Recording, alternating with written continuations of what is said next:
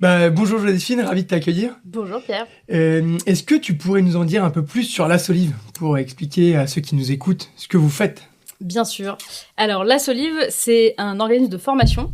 D'accord. On forme des personnes en reconversion professionnelle, donc qui ne sont pas forcément issues des métiers du bâtiment. D'accord. Et notre but, c'est d'accompagner la massification de la rénovation énergétique et donc de former à des métiers qui sont en tension dans ce secteur et pour lesquels la formation initiale ne suffit pas. Donc, il faut qu'on amène des gens issus de la reconversion professionnelle.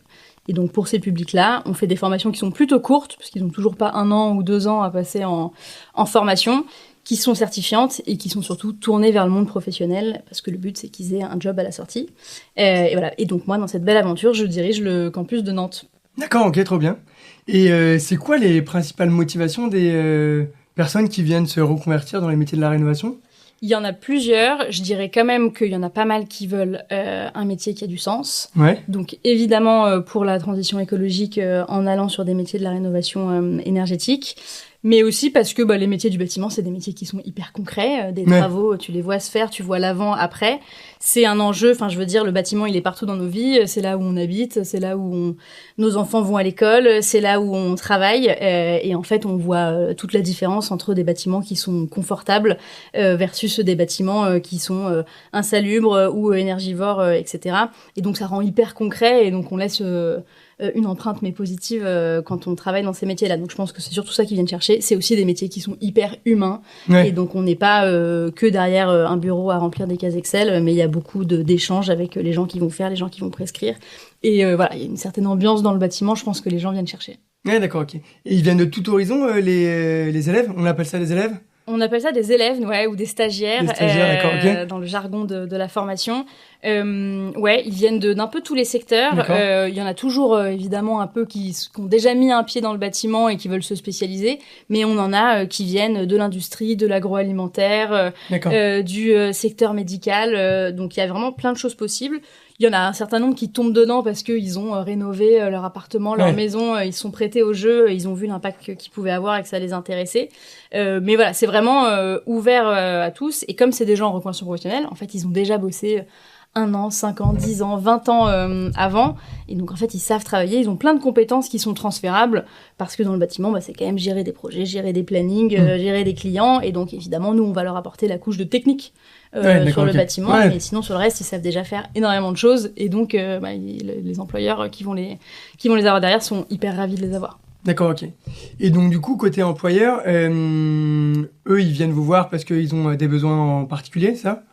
En fait, il y a plein de métiers dans le secteur du bâtiment où les employeurs ont beaucoup de mal à recruter. Il y a des métiers qui sont hyper en tension parce qu'ils n'ont pas assez de profils qui candidatent aux offres ou qui matchent avec les besoins.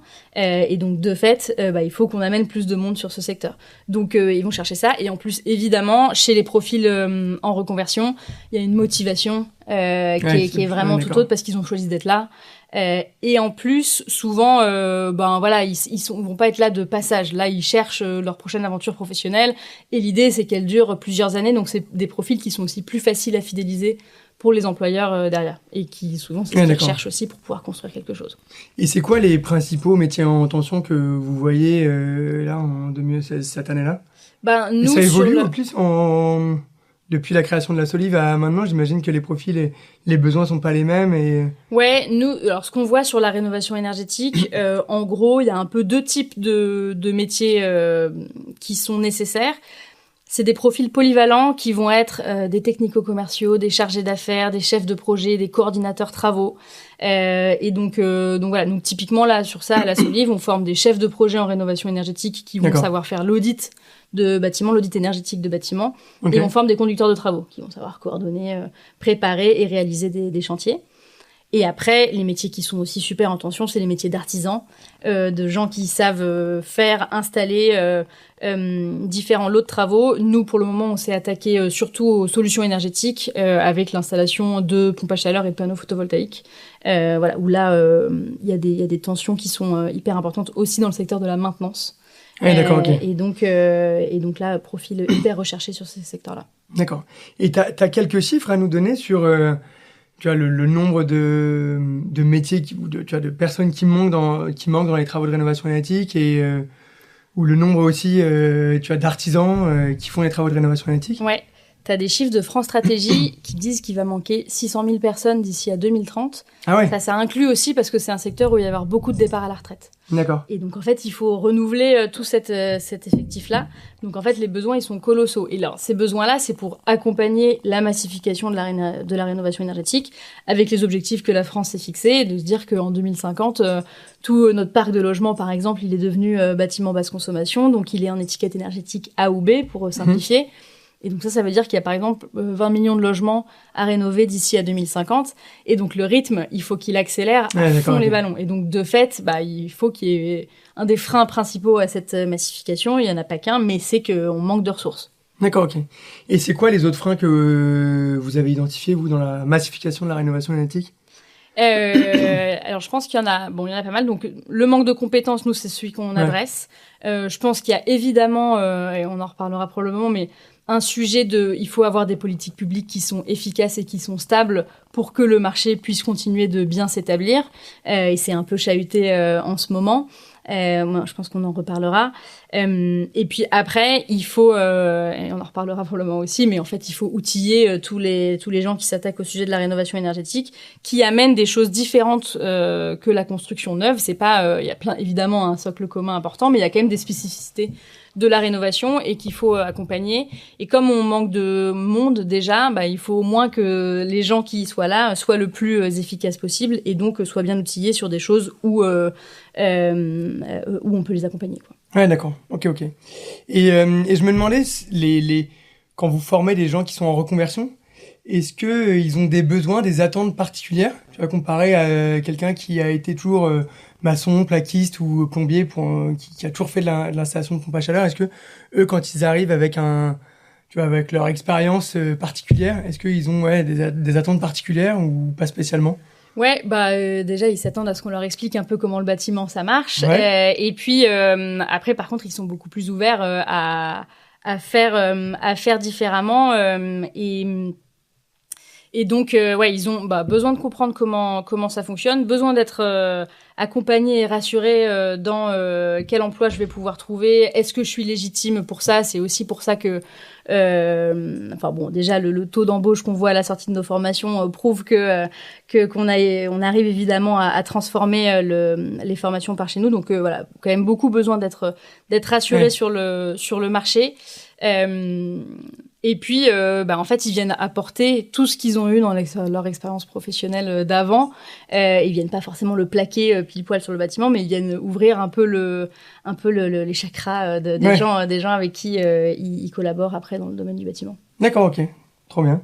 Et spécialement dans le territoire Pays de la Loire, est-ce que vous sentez, vous, une dynamique particulière autour de la rénovation énergétique ou c'est le même par rapport, dans le reste de la France? En fait, nous, on a choisi de s'implanter en Pays de Loire et à Nantes parce que c'est un territoire qui est super dynamique sur le sujet, parce qu'il y a des initiatives et des acteurs qui sont assez engagés en local et c'est quand même un sujet qui se traite. Alors, il y a une stratégie nationale, on va dire, sur la rénovation énergétique, mais dans les faits, ceux qui font, c'est en local. Pour le coup, les emplois dans le bâtiment, on dit que c'est des choses qui sont pas délocalisables parce que ça se passe au plus près des territoires. Et donc, super dynamique sur plein d'aspects différents, mais je pense de façon très concrète sur les aides pour accompagner des ménages dans leur rénovation de logement ou des copropriétés, typiquement à Nantes, la collectivité a des aides qui sont assez conséquentes, qui viennent compléter des aides nationales. Et donc il y a un choix qui a été fait de mettre des budgets là-dessus pour accompagner ces rénovations. Donc ça c'est super important. Il y a un tissu économique qui est aussi assez dynamique sur ces sujets-là. La particularité aussi du territoire, c'est qu'il y a, il me semble que c'est 70% des logements qui sont des maisons individuelles. Donc c'est quand même assez important pour le coup par rapport à d'autres régions. Et donc chaque maison, c'est un chantier différent, et donc ça multiplie le travail qu'il y a à faire, et donc le besoin d'avoir des gens, notamment qui vont conseiller. Je pense, tu vois, je repense à ta question sur aujourd'hui qu'est-ce qui freine la massification. Il faut aussi un peu démystifier ce qu'est la rénovation énergétique pour tout le monde. Et il y a vraiment besoin d'avoir du monde qui va faire de la pédagogie, du conseil, par où je commence, quoi. J'ai froid l'hiver, j'ai trop chaud l'été, mais en fait, par où je commence? Est-ce que je change mes fenêtres? Est-ce qu'il faut tout casser? Est-ce que je peux rester chez moi pendant les travaux? Combien ça coûte, etc. Et donc, et là, pour le coup, pareil, à Nantes, alors il y a évidemment un service public qui déjà fonctionne très bien pour renseigner là-dessus, mais en plus, il y a plein d'acteurs, associatifs qui vont renseigner. Il y a pas mal de, je vois, d'initiatives de quartiers qui veulent faire des économies d'énergie en partageant des installations photovoltaïques, par exemple. Donc, je trouve que c'est honnêtement assez dynamique. Et nous, on voit l'accueil qu'on a eu sur le territoire qui est super bon, donc qui nous conforte dans ce choix-là, quoi. D'accord. Et vous êtes présent dans combien de territoires en France? Là, maintenant, on a 6 campus. Donc, Paris, Lyon, Nantes. Et on a ouvert cette année Marseille, Toulouse et Lille. D'accord, ok. Donc, on commence à quadriller un peu, là. Un peu toute la France, d'accord. Et vous les choisissez comment, ces territoires-là?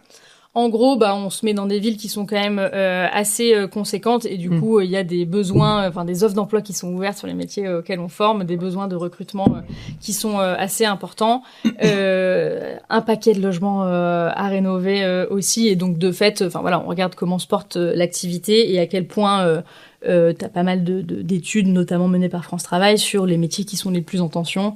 Et on voit que là où le BTP est en tension, ça fait du bien de venir dire, en fait, c'est possible d'aller prendre des gens qui sont pas forcément du bâtiment, de les faire monter en compétences et pour essayer de fluidifier un peu ça. Et on a besoin, évidemment, on fait aussi des formations à distance, mais on a besoin d'avoir des campus physiques pour notamment toutes nos formations d'artisans, les installateurs de pompes à chaleur. Il faut qu'ils travaillent bien outillés dans un atelier et ça peut pas se faire à distance, quoi. Ouais, tout à fait. Ouais, très bien. Et on en parlait tout à l'heure, pour massifier la rénovation énergétique, tu parlais de stabilité politique. C'est quoi un peu ton et votre regard chez la Solive sur les dernières annonces qu'il y a eu, la première en juin avec la fermeture du guichet de l'ANA et la réouverture et maintenant des renouveaux au niveau des aides. C'est quoi un peu votre regard autour de ça? Ouais, nous déjà on est bien placés pour prendre la température parce que tu vois par exemple sur notre formation chef de projet en rénovation énergétique, tous nos formateurs c'est des pros. D'ailleurs c'est le cas pour toutes nos formations. Tous nos formateurs, la formation c'est une partie de leur activité, mais sinon ils sont dans le monde professionnel, ce qui leur permet aussi de montrer aux élèves, de témoigner aux élèves de ce qu'ils vivent. Et donc forcément, nous, on en a plein qui étaient et qui sont encore mon accompagnateur Rénov, qui travaillent avec les aides au quotidien pour accompagner des ménages, etc. Et donc, qui nous remontent la difficulté d'y voir clair avec des annonces qui changent et qui sont pas toujours hyper simples à suivre. Il y a un truc très concret aussi, c'est que nous, on a des cours qu'on doit mettre à jour en fonction de ce qui change. Comme c'est alors ça, c'est pas valable que pour les sujets financiers, mais voilà, la rénovation énergétique, c'est un secteur où il se passe plein de nouvelles choses. Il y a des nouveaux matériaux, il y a des nouvelles façons, il y a des nouvelles réglementations, etc. Donc, dans tous les cas, nous, on doit faire cette mise à jour-là. Mais donc, oui, l'appel qu'on entend de tous les professionnels qu'on voit, donc nos formateurs, les entreprises avec lesquelles on travaille, c'est besoin de stabilité parce qu'ils voient bien que les clients avec lesquels eux travaillent sont un peu perdus et du coup osent peut-être plus se lancer sans être sûrs de ce qui arrive. On voit surtout que là, ce qui est impacté à date aujourd'hui, c'est le secteur de la maison individuelle. Dans les faits, sur nos entreprises partenaires qui travaillent sur le secteur de la copro, du bâtiment tertiaire, ont encore plein de sujets sur la table parce que ça continue pour le coup à beaucoup se développer sur ça. Donc sur le long terme, on est super confiant sur la massification. Là, c'est clair que sur le court terme, c'est plus compliqué, notamment pour les rénovations de maisons chez des particuliers. Et on va voir ce que le nouveau gouvernement avance comme budget. Dans tous les cas, moi, je pense que ces aides-là, elles sont indispensables pour que le marché se lance et se structure. Ça fait quand même des années qu'il se structure et donc je pense aussi là les acteurs commencent et ont même en fait déjà commencé depuis quelques années à se dire comment on fonctionne sans forcément avoir toujours compté sur des aides. Et il y a plein de choses qui se passent sans les aides aussi, des modèles financiers à inventer, etc. Donc assez confiante sur ce qui va en sortir, mais c'est clair que là c'est un peu perturbant de voir ces coups d'arrêt d'un coup, quoi. Ah, d'accord. Donc c'est vraiment plus changement de on y va plus, on y va plus, que même un abaissement du niveau des aides qui vous inquiète et qui vous pose problème ou qui pose problème aux professionnels du secteur, quoi. Ouais, je pense que en effet, le vrai sujet, c'est d'avoir de la stabilité pour que les gens puissent se lancer sereinement dans des projets. Et après, en effet, plus il y a d'aides, plus c'est facile pour les gens. Mais je comprends tout à fait qu'il y ait des arbitrages à faire, mais c'est surtout avoir de la stabilité pour savoir où est-ce qu'on va. Et puis après, je suis persuadée, et on en voit de plus en plus des solutions de financement qui émergent pour accompagner ça. Et donc ça se fait quand même, quoi. D'accord, ok, très clair. Tu parlais du deuxième frein, c'est potentiellement les outils qui manquent aux professionnels du bâtiment. C'est quoi votre regard? Même j'imagine que dans vos formations aussi, vous devez mettre aussi à jour et vos programmes par rapport à tous les nouveaux outils qui sortent pour aider et accompagner les pros, que ce soit dans la réalisation de devis, l'identification de gisements de rénovation énergétique. C'est quoi un peu ton regard sur ce sujet-là? Ouais. Nous, c'est assez intéressant. On a pas mal d'élèves qui viennent du secteur de l'industrie. Ouais. Donc, ont l'habitude de faire de l'optimisation en permanence pour automatiser, aller plus vite, optimiser, etc. Et puis, ils arrivent dans le secteur du bâtiment et c'est pas la même. C'est pas un secteur qui est très industrialisé. Chaque chantier, c'est une nouvelle aventure, etc. Donc, c'est normal. Et encore plus en rénovation parce qu'on peut pas appliquer la même solution magique à tout le monde. Alors, il y a pas mal, en vrai, il y a quand même pas mal d'initiatives d'industrialisation, notamment sur des bâtiments, des logements sociaux ou des copropriétés qui ont les mêmes modes constructifs, etc. Donc, il y a des choses assez intéressantes qui se développent là-dessus. Mais il n'empêche que, chaque chantier est une nouvelle aventure. Et le deuxième point, c'est que les gens dans le bâtiment, je pense que ce qui fait le sel de leur métier, c'est comment on se coordonne entre humains pour mener à bien, coordonner un maçon, un plombier pour que chacun passe au bon moment et fasse bien ce qu'il faut, comment j'ai prescrit les bons travaux, etc. Et donc, en revanche, toute la partie administrative ou calcul, etc., ça, c'est des choses qu'il faut faire parce que c'est un secteur qui est super réglementé, mais c'est des choses sur lesquelles, je pense, tous les professionnels sont ravis de pouvoir gagner du temps là-dessus et d'avoir des outils fiables qui accompagnent là-dessus. Donc, je pense que l'objectif, c'est de pouvoir passer un maximum de temps là où on peut pas remplacer l'humain, quoi. Et après d'être aidé à côté pour s'assurer que réglementairement on est carré et qu'on fait des choses qui sont carrées pour les clients et pour regarder la loi aussi, quoi. D'accord, ok, très clair. Et t'en penses quoi? Donc là maintenant on entend intelligence artificielle partout. Il y a dans la rénovation énergétique, toi, c'est un gadget, tu penses que c'est quelque chose qui va donner une impulsion, une accélération? C'est quoi un peu ton regard là-dessus? Je pense que, en effet, ça peut être complètement un partenaire pour accélérer la rénovation énergétique et je pense qu'on en a besoin. Je pense que c'est primordial et n'importe quelle entreprise qui est dans...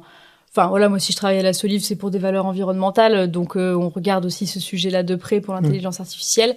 Pour autant, c'est clair que ça a plus d'impact si ça peut aider la massification énergétique. Donc ouais, je pense il y a vraiment, je pense déjà des exemples et vous en êtes un bien évidemment. Ce que je disais tout à l'heure, quoi, simplifier le travail pour que là où on peut pas remplacer l'humain, à savoir quand même apporter un conseil, une réassurance à des gens qui se lancent dans une rénovation, parce que le logement c'est un projet d'une vie, mais rénover potentiellement aussi, quoi. Et donc faut quand même être en confiance et il faut vraiment expliquer. C'est pas inné de savoir comment ça fonctionne une rénovation énergétique de maison, donc ce conseil-là il est hyper important. La collaboration, la coordination sur un chantier, c'est primordial. Si le plaquiste et le plombier s'entendent pas, ça marche pas. Et du coup, pour les faire se parler ensemble et coordonner ça, il faut qu'il y ait de la compétence humaine tout à fait. qui vienne sur ça. Et ça, déjà, ça prend en vrai beaucoup de temps dans une journée de quelqu'un qui bosse dans le bâtiment.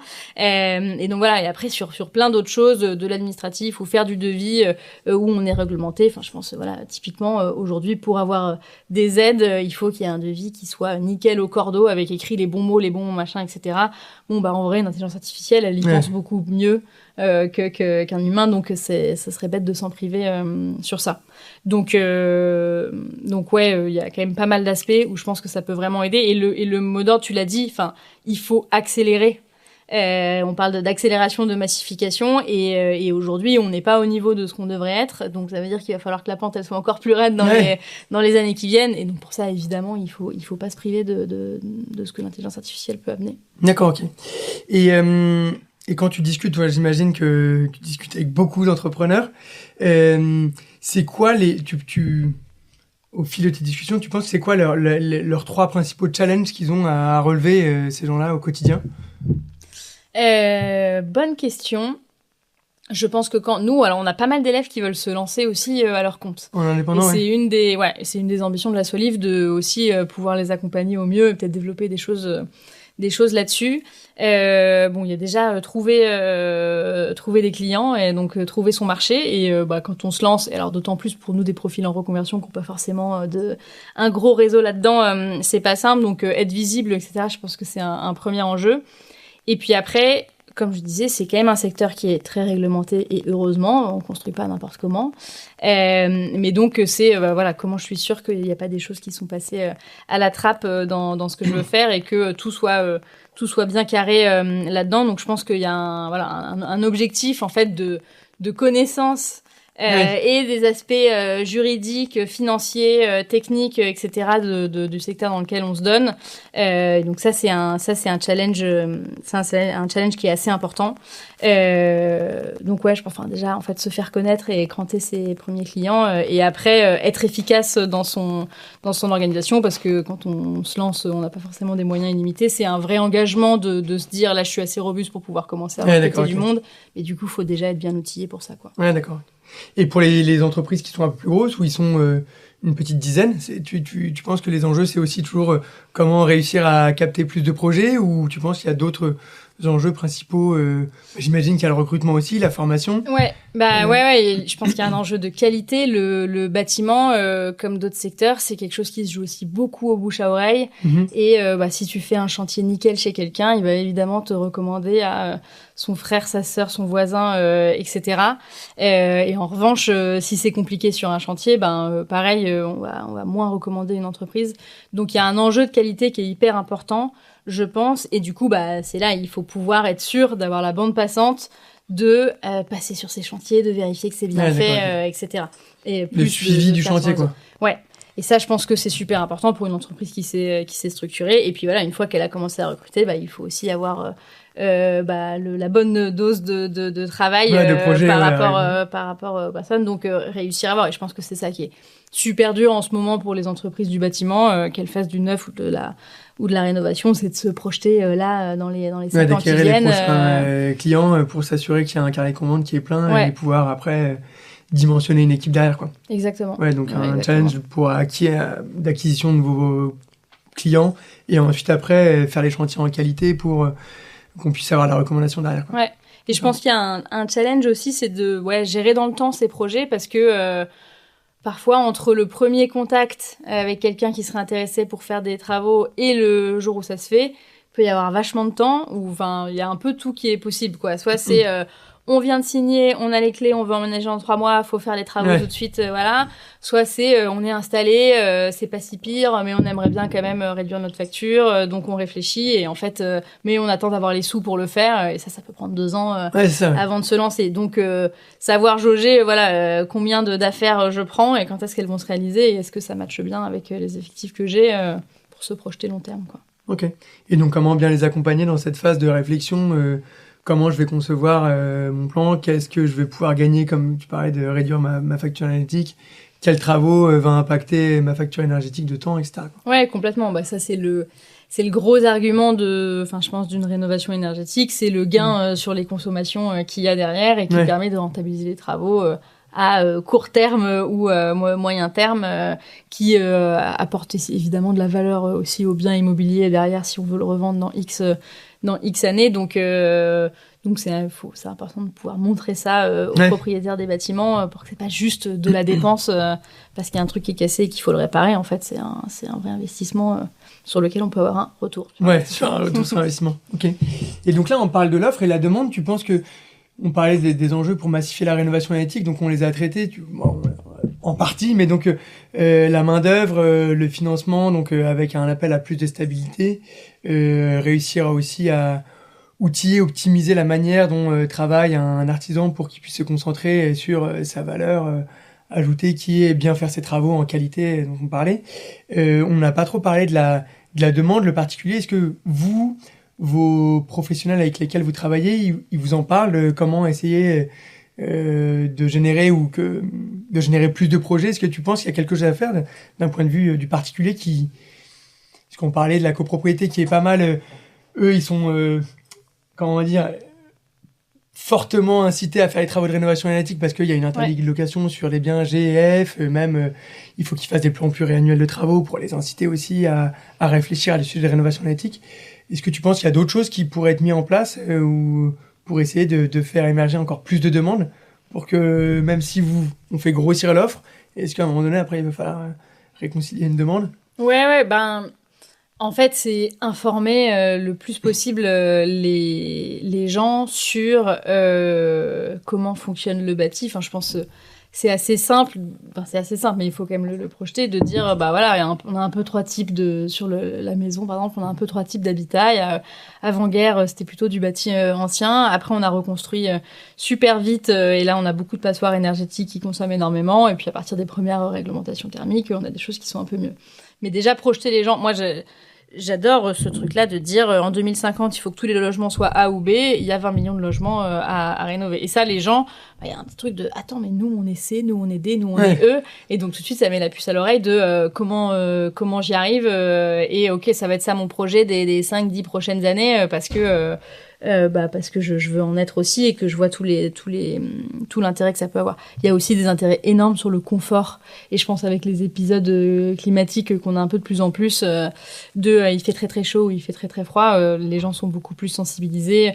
Il y a plein de problèmes respiratoires aussi qui sont liés au fait que les logements sont pas confortables d'un point de vue énergétique, et donc en vrai il y a des enjeux de santé qui sont assez intéressants. Je me suis un peu éloignée de ta question, mais donc ouais, pour déclencher un peu plus de demandes sur ça, il faut que les gens aient plus envie de faire des travaux chez eux. Donc bon, déjà il y a globalement tout un système financier et politique de refaire partir la demande avec des taux d'intérêt qui baissent, et voilà. Ça reste je pense, et surtout en France, acheter son logement, c'est, comme je dis, le projet d'une vie, et les gens ont encore beaucoup cette culture-là, et du coup en faire son petit cocon qui est important. Donc je pense que les travaux se font encore pas mal au moment de la vente, et maintenant il faut aussi pousser mais vous êtes chez vous, mais on peut améliorer votre chez vous, et donc ça faut le pousser en informant, et après voilà, en fait, on sait caractériser assez facilement des architectures, même si, je disais tout à l'heure, chaque chantier est un peu différent parce que il y a un propriétaire qui est différent à chaque fois, il y a une maison qui est à chaque fois différente, mais il y a quand même des modes constructifs qu'on sait reconnaître, et on sait se dire, oui, ok, une maison comme ça, très grosse maille, on se doute que c'est comme ça qu'il faudrait la traiter, on arrive assez vite à appréhender, ça va coûter environ tant de sous, mais par contre, on est quasi sûr qu'il y a un retour sur investissement en 5 ans ou en 10 ans, parce que tel et tel sujet.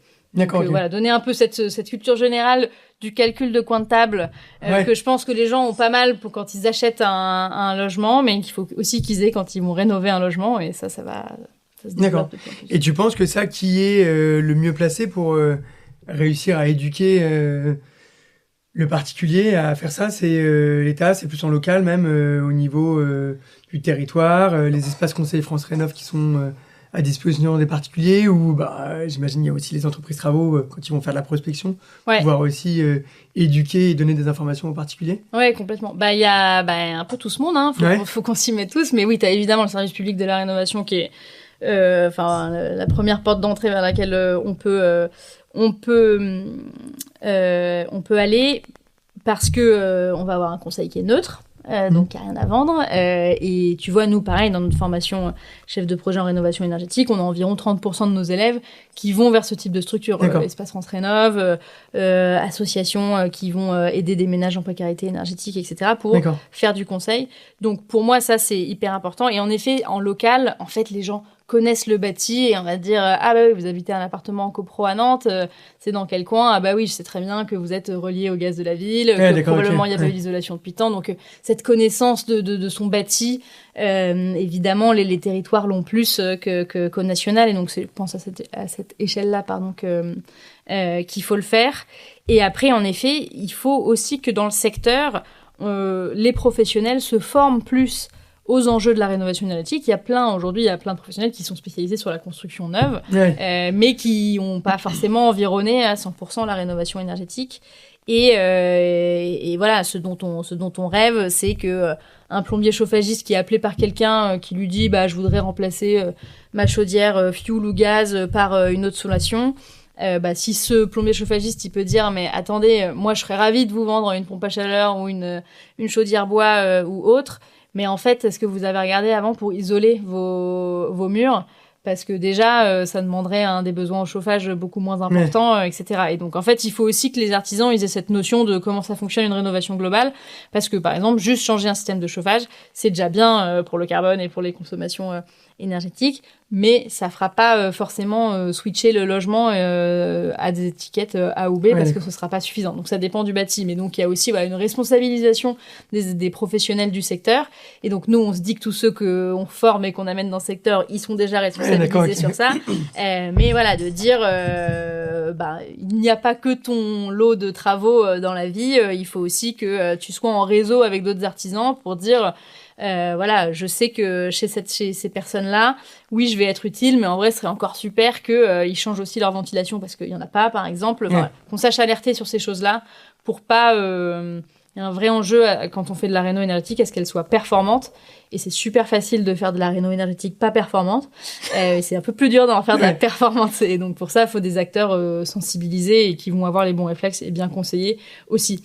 Parce qu'aujourd'hui, en fait, j'en sais rien, mais si tu te dis je veux changer ma chaudière gaz, tu vas pas forcément tout de suite aller voir l'espace de conseil France Rénov de ta ville, tu vas appeler un chauffagiste, quoi.